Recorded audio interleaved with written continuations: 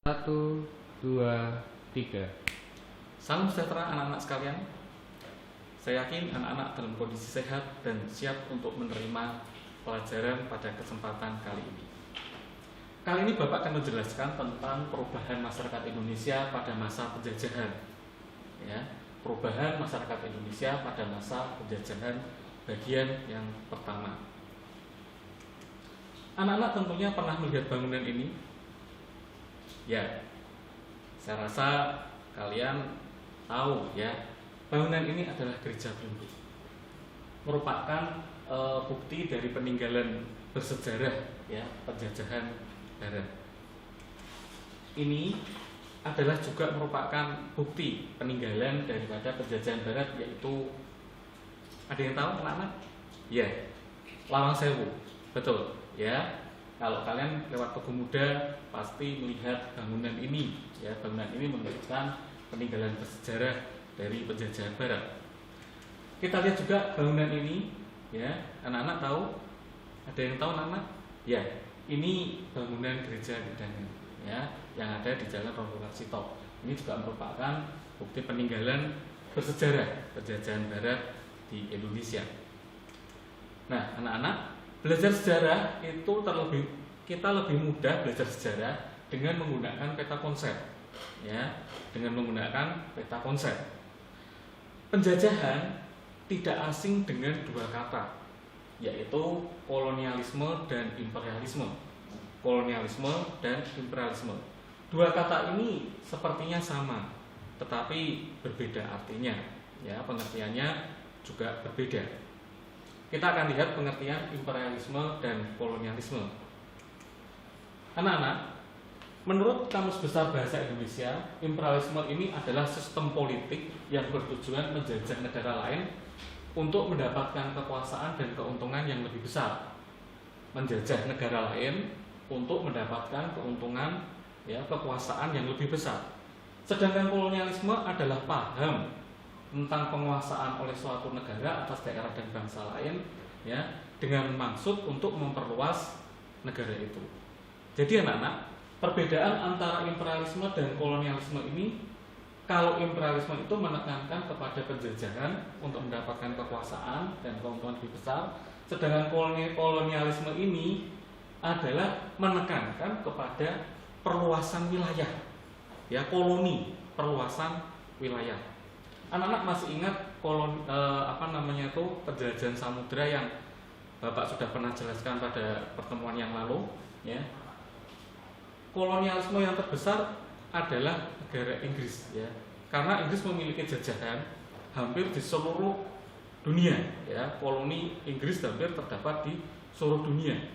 Karena itu bangsa Inggris punya satu semboyan, ya. The sun never set in the British Empire, ya. Berarti matahari tidak akan pernah terbenam di kerajaan Inggris. Ini menunjukkan bahwa koloni Inggris, ya, wilayah Inggris ini tersebar sampai ke seluruh belahan bumi ini. Oke, kita lanjutkan. Nah, kita kembali ke tadi, ya.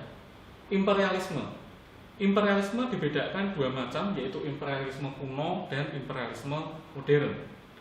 Kalau imperialisme kuno itu berpaham dengan program 3G, ya. Gold, Gospel, dan Glory.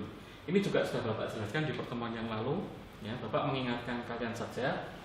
Gold yaitu untuk mencari emas, ya, kekayaan sebanyak-banyaknya, ya, dari daerah yang dijajahnya. Keluarlah paham imperialisme. Kemudian Gospel yaitu tentang penyebaran agama. Terus Glory untuk meraih kejayaan, ya. Motivasi 3G ini inti daripada imperialisme kuno, ya. Kemudian kita pertemuan yang lalu, ya, tentang penjelajahan samudera, kita lihat melacak perburuan mutiara dari timur. Itu ada bangsa-bangsa yang melakukan penjelajahan samudera untuk mencari kekayaan, kejayaan, dan juga penyebaran agama. Yang pertama dimotori oleh bangsa Portugis, ya, yang lalu Portugis, kemudian disusul Spanyol, ya, kemudian Belanda dan juga Inggris, ya. Nah, akhirnya mereka menduduki suatu daerah, kemudian menimbulkan penderitaan dan kesengsaraan bagi rakyat. Kita lihat anak-anak, ya. Yang ada di belakang ini adalah merupakan satu kronologis peristiwa sejarah, ya, kronologis peristiwa sejarah. Saya buatkan seperti ini agar kalian tahu, ya, bahwa masa penjajahan itu dimulai dari kedatangan bangsa Barat ke Indonesia, ya, mulai dari kedatangan bangsa Portugis, ya, Spanyol, Portugis ke sini sampai ke ini, ya, masa VOC, ya, terus kemudian masa Hindia Belanda, ya, di sini masa Republik Batak, kemudian masa Raffles, itu pemerintahan Inggris, ya, kemudian kembali ke kolonial Belanda sampai ke kemerdekaan, ya. Nah, bagian kita hari ini kita akan belajar sampai bagian pertama itu dari kedatangan Portugis ini sampai ke VOC, ya, sampai di sini. Ini yang bagian pertama, ya. Oke. Nah, kronologis peristiwa sejarah kita lihat penjajahan Portugis dan Spanyol, kemudian penjajahan Belanda, ya. Penjajahan Belanda ini dibagi menjadi beberapa masa. Yang pertama masa VOC, ya. Terus kemudian masa Hindia Belanda, terus kemudian masa Republik Batak, masa pemerintahan Inggris, masa pemerintahan Hindia Belanda. Ini masa penjajahan Belanda. Nah, anak-anak, apa yang ada di belakang ini menunjukkan rute kedatangan, ya, rute kedatangan bangsa Belanda, Spanyol, Inggris, Portugis ke Indonesia, ya. Ini lebih jelasnya lagi kalian lihat di belakang ini ada cat peta ini, kalian bisa lihat yang kedatangan Portugis ini yang warna merah, ya, dari Eropa, Portugis, kemudian, ya, ke bagian Amerika Timur, ya, kemudian ke pantai barat, ke pantai selatan ini Afrika, ya, benua Afrika, terus kemudian menuju ke Indonesia, ya. Nah, terus kemudian kita lihat yang bangsa Belanda yang warna biru. Warna biru kalian lihat dari negara Belanda, terus kemudian menuju ke ini, ya, Afrika Selatan, ya. Terus kemudian menuju ke Indonesia, ya, bangsa Spanyol yang hitam, ya, perjalanan menuju ke arah barat, ya, sambungannya sampai ke Filipina. Ini mengingatkan saja pertemuan yang lalu. Ini gambar kedatangan armada dari Portugis, Spanyol, dan juga Belanda ke Indonesia, ya. Nah, anak-anak, kita masuk ke bagian yang pertama, yaitu penjajahan Portugis dan Spanyol. Pada tahun 1511, ekspedisi Portugis dipimpin oleh Alfonso de Albuquerque itu menaklukkan Malaka, ya. Menaklukkan Malaka berarti jalur rempah-rempah waktu itu. Terus kemudian dari Maluku, ya, kemudian ekspedisi Portugis ini menuju ke dari Malaka menuju ke Maluku, ya, dari Malaka menuju ke Maluku tahun 1522, ya. Diterima Raja Ternate, diperkenankan untuk membangun benteng Sao Paulo. Nah, bangsa Spanyol pun tidak ketinggalan, ya, bangsa Spanyol pun tidak ketinggalan. Bangsa Spanyol pada tahun 1521 ekspedisi Magellan ini sampai juga di Kepulauan Maluku dan singgah di Tidore, ya. Jadi anak-anak, kerajaan Ternate, ya, itu kerjasama dengan Portugis, kerajaan Tidore itu bekerja sama dengan Spanyol, ya, kerjasama dengan Spanyol. Kita lihat anak-anak. Kemudian terjadi pertentangan antara Portugis dan Spanyol. Mengapa terjadi pertentangan? Karena Portugis dan Spanyol di daerah yang sama, yaitu memperebutkan daerah Kepulauan Maluku, ya, atau disebut dengan Spice Island, ya, yaitu Pulau Rempah-Rempah. Nah, untuk penyelesaian pertentangan antara Portugis dan Spanyol ini diselesaikan dengan Perjanjian Saragossa. Perjanjian Saragossa berisi, ya, Kepulauan Maluku itu dikuasai oleh Portugis dan Filipina dikuasai oleh Spanyol, ya. Nah, Portugis ini memaksakan monopoli dagang, ya. Portugis memaksakan monopoli dagang dan juga penguasaan wilayah, ya. Monopoli dagang, penguasaan wilayah, sehingga terjadi perlawanan rakyat. Monopoli dagang yang dilakukan oleh Portugis bisa menghalang-halangi kapal yang akan menjual, ya, akan menjual rempah-rempah ke daerah yang lain, dihalang-halangi oleh Portugis, ya. Nah, inilah yang menimbulkan perlawanan rakyat, ya. Kita akan lihat perlawanan rakyat. Ya, perlawanan terhadap Portugis.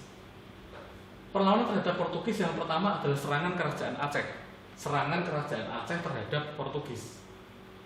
Latar belakang perlawanan adalah monopoli perdagangan. Nah, tadi kita lihat penyebabnya terutama adalah tentang monopoli perdagangan. Monopoli perdagangan yang ditentang oleh kerajaan Aceh. Pelarangan Portugis terhadap orang-orang Aceh yang berlayar ke Laut Merah. Juga penangkapan kapal-kapal Aceh oleh Portugis, ya, dihalang-halangi, menimbulkan perlawanan Aceh. Kemudian kita lihat, ya, ini ya Aceh, ya, yang melawan Portugis. Kita lihat yang ada di sini, perdagangan di Aceh waktu itu sedang ramainya dikuasai Portugis. Kemudian Aceh berusaha untuk berperang dengan Portugis, ya, untuk menyingkirkan Portugis, ya. Nah, ini muncul perlawanan rakyat Aceh untuk melawan Portugis. Kemudian yang lain kita lihat adalah penyerangan Demak ke Malaka, ya. Kerajaan Demak tadi di Pulau Sumatera, ya. Di Pulau Sumatera Aceh melawan Portugis yang ada di Malaka. Ini kerajaan Aceh, ini Portugis yang ada di Malaka, penyerangan, ya. Kemudian yang ada di Pulau Jawa pun tidak kalah. Kerajaan Demak. Kerajaan Demak waktu itu rajanya Raden Patah memerintahkan Adipati Unus untuk memimpin pasukan untuk menyerang Portugis yang ada di Malaka. Bisa kalian bayangkan betapa jauhnya perjalanan dari Demak ke Malaka. Ini melewati yang sangat panjang ini, ya. Tetapi yang ada dari peta ini kita bisa melihat, ya, penyerangan kerajaan Demak ke Malaka. Nah, ini kita lihat juga perlawanan di daerah lain, ya, yaitu perlawanan rakyat Ternate, ya. Masih ingat tadi Ternate bersahabat dengan Portugis, Tidore bersahabat dengan Spanyol, ya. Nah, ini tahun 1565 terjadi perlawanan rakyat Ternate, ya. Karena apa? Waktu itu, ya, Portugis menghalang-halangi, Portugis menghalang-halangi perdagangan cengkeh antara Banda dengan Ternate, ya, sehingga akhirnya terjadi perang antara Portugis melawan kerajaan Ternate, ya. Sultan Hairun, ya, waktu itu diundang untuk perjanjian perdamaian di Benteng Sao Paulo, ya, tetapi kemudian dibunuh, sehingga akhirnya menimbulkan perlawanan rakyat. Putranya Sultan Baabullah meneruskan perjuangan ayahnya Sultan Hairun untuk melawan, ya, untuk melawan Portugis, ya. Nah, pada masa Sultan Baabullah ini, ya, perjuangan perlawanan rakyat ini luar biasa, ya. Bahkan bisa mempersatukan Ternate dan Tidore, untuk bersama-sama bersatu melawan Portugis. Nah, ini semangat, ya, semangat Sultan Baabullah untuk persatuan ini penting untuk mengalahkan penjajah. Nah, kita lihat, ya, kemudian adalah Portugis ini dapat menyingkir, ya, kalah, menyingkir sampai ke Ambon tahun 1605 dan kemudian menetap di Timur Timur, ya, sampai tahun 1976. Nah, anak-anak, ini ringkasannya, ya, ini ringkasannya bahwa perlawanan Indonesia pada masa penjajahan, ya, khususnya Portugis dan Spanyol, Demak, ya, yang menyerang Portugis. Kemudian Ternate dan Tidore ini juga melawan Portugis, ya. Ini bisa dilihat, ya, di slide ini kalian bisa membacanya. Demak, ya, tahun 1512 Raden Patah mengirim Pati Unus untuk menyerang Portugis di Malaka, tetapi gagal. Mereka pun memantau aktivitas kapal dagang Portugis, ya. Kemudian Ternate dan Tidore, Sultan Hairun memimpin Ternate karena Portugis mengambil cengkeh dari Pulau Mangkian, Maluku, mendirikan benteng di Ambon, ya. Kemudian ia kalah karena terjebak dalam perundingan Portugis dalam peperangan tahun 1570.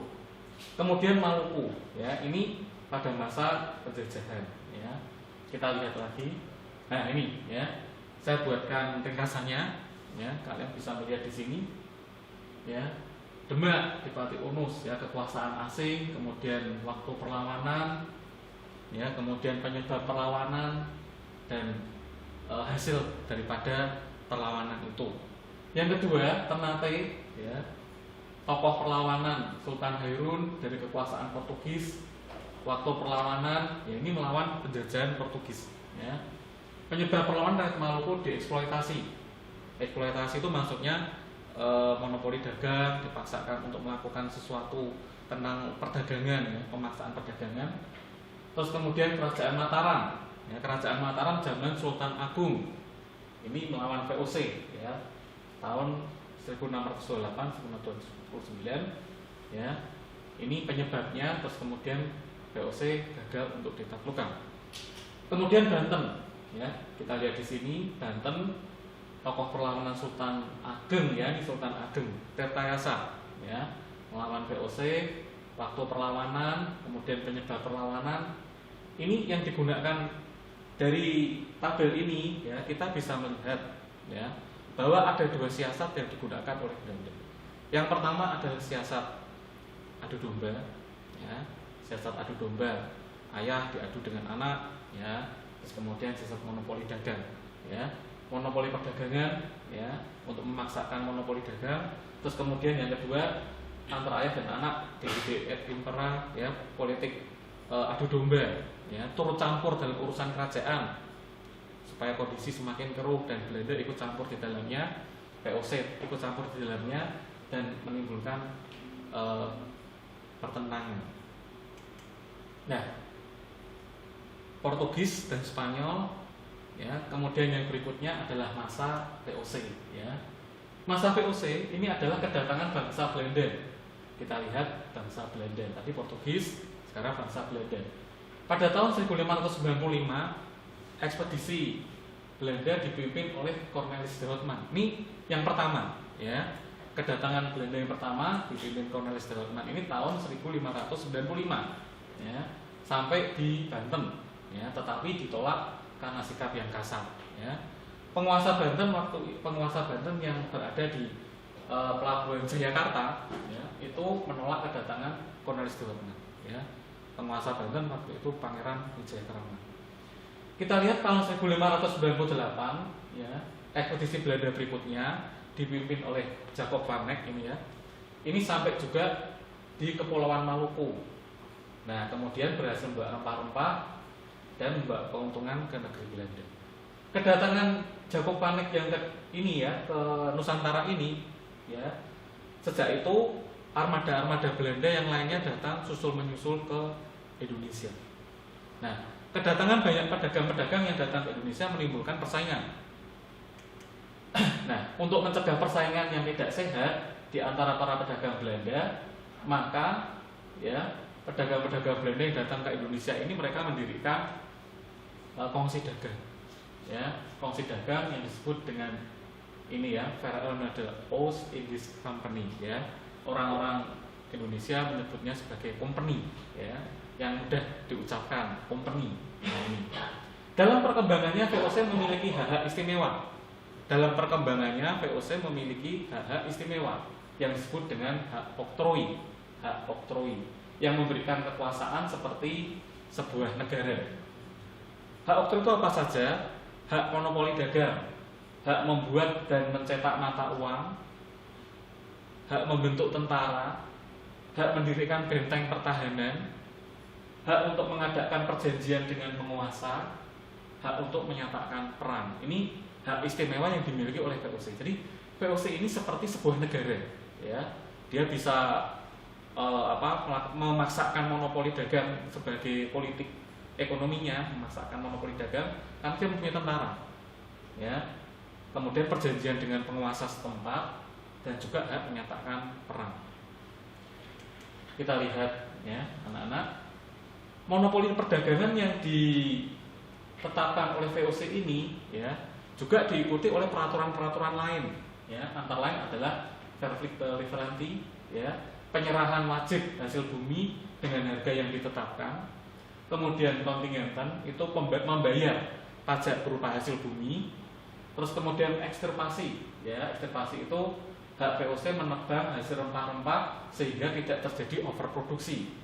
Seperti kita ketahui, anak-anak, kalau overproduksi berarti kan harga akan menjadi murah.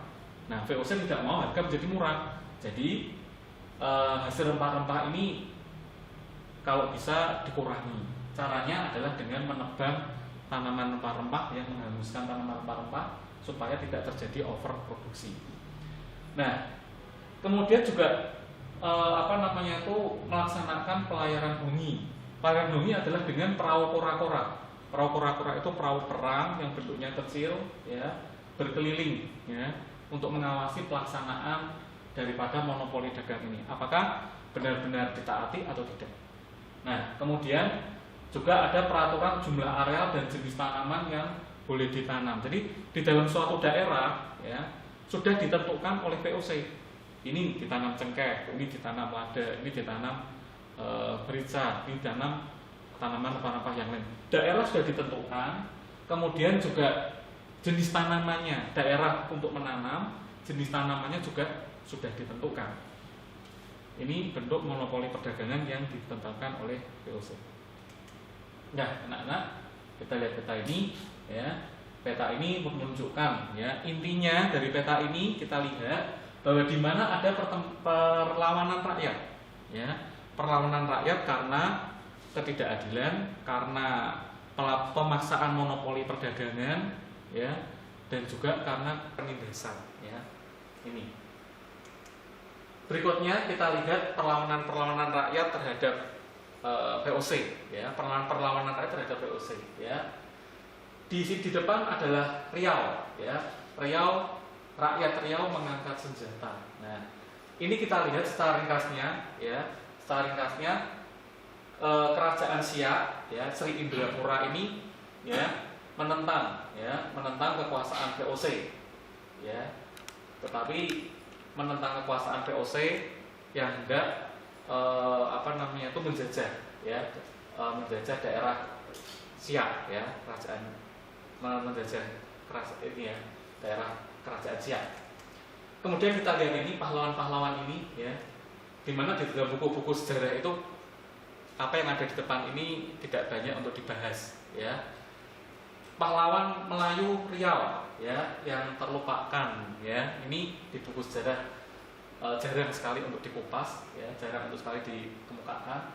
Adalah ini, ya, Tuanku Tambusai, ya, dan juga tokoh-tokoh pahlawan dari Riau. Kita lihat juga perlawanan rakyat Makassar. Perlawanan rakyat Makassar, ya, dipimpin oleh Sultan Hasanuddin, ya, dipimpin oleh Sultan Hasanuddin ini. Di dalam buku kalian, ya, kalau kalian baca lebih lanjut, ya, Sultan Hasanuddin ini luar biasa sehingga dijuluki ayam jantan dari timur. Ya, ini, ya, Sultan Hasanuddin. Kemudian juga perlawanan rakyat Maluku, ya, yang dipimpin oleh Patimura, ya. Kita lanjutkan, ya. Kemudian juga di daerah Jawa, ya, bagian timur Banyuwangi juga ada perlawanan untuk melawan VOC, ya. Nah, anak-anak, yang tidak banyak diketengahkan, ya, yang tidak banyak untuk dibahas adalah juga pemberontakan orang-orang Tionghoa untuk melawan VOC, ya. Pemberontakan orang-orang Tionghoa juga untuk melawan VOC. Di sini, ya, kita akan melihat ini bagian daripada sejarah, ya. Tetapi seringkali bagian ini tidak banyak untuk dibahas di dalam buku-buku sejarah, ya. Pemberontakan orang-orang Tionghoa untuk melawan VOC. Bahwa di sini juga orang Tionghoa juga ikut berperang untuk melawan VOC, ya. Di samping juga pahlawan-pahlawan yang lain. Pada abad kelima, ya, terjadi ada hubungan dagang orang Tionghoa dengan di Jawa. Pada masa pemerintahan VOC di Batavia, banyak orang Tionghoa yang datang ke Jawa. VOC memang sengaja mendatangkan orang Tionghoa dari Tiongkok untuk mendukung kemajuan perekonomian di Jawa. Karena orang Tionghoa di sini adalah pandai di dalam berdagang, ya, sehingga mereka didatangkan untuk, ya, untuk kemajuan ekonomi, ya, di daerah Batavia. Memang sengaja didatangkan oleh VOC, ya. Nah, kita lihat bahwa tidak semua orang-orang Tionghoa ini memiliki modal. Banyak di antara mereka yang termasuk golongan miskin, pengemis, ya, bahkan menjadi pencuri, ya. Nah, kita lihat suatu ketika tahun 1740, ya, terjadi kebakaran di kota Batavia, ya. Para serdadu VOC mulai beraksi dengan melakukan sweeping, memasuki rumah-rumah orang Tionghoa dan kemudian melakukan pembunuhan yang diketemui di setiap rumah. Nah, orang-orang Tionghoa yang berhasil meloloskan diri, ya mereka melakukan perlawanan.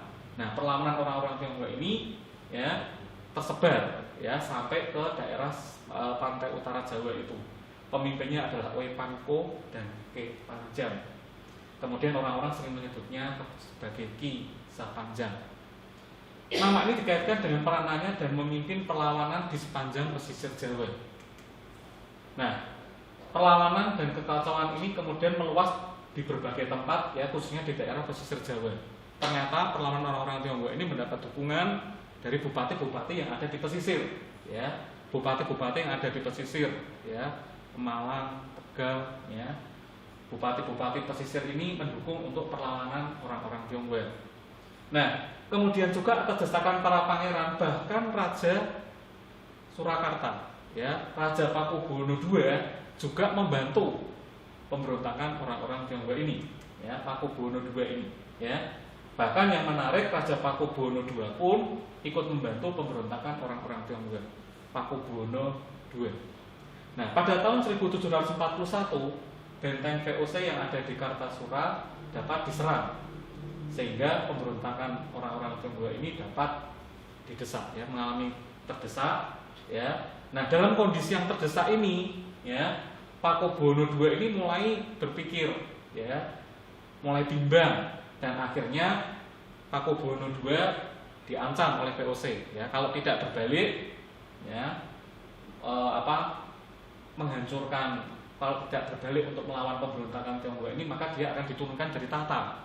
Maka Pakubuwono II bimbang, akhirnya melakukan perundingan dengan VOC.